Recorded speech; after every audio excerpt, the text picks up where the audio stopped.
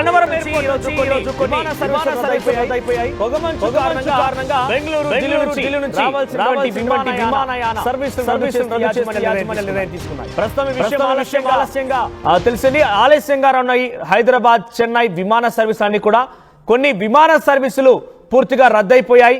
మరికొన్ని ఆలస్యంగా రావడంతో చాలా ఇబ్బంది పడుతున్నారు ప్రయాణికులు. ఉత్తరాది రాష్ట్రాల్లో చలి తీవ్రత పెరిగిపోవడంతో పొగమంచు కమ్మేయడమే ఈ విమానాల ఆలస్యానికి గల కారణంగా తెలుస్తోంది. ఈరోజు గన్నవరం ఎయిర్పోర్ట్ దగ్గర పెద్ద ఎత్తున సర్వీసులు రద్దు చేశారు. పొగమంచు కారణంగా బెంగళూరు ఢిల్లీ నుంచి రావాల్సినటువంటి ఆ ఫ్లైట్స్ అన్నిటి కూడా రద్దు చేశారు.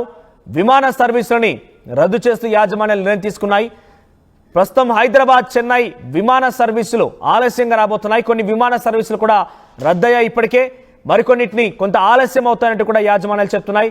ఉత్తరాది రాష్ట్రాల్లో చలి తీవ్రత పెరిగిపోవడంతోనే ఈ యొక్క ప్రధాన కారణంగా తెలుస్తోంది. పొగమంచు కమ్మేయడమే విమానాల ఆలస్యానికి కారణంగా చెప్తున్నాయి.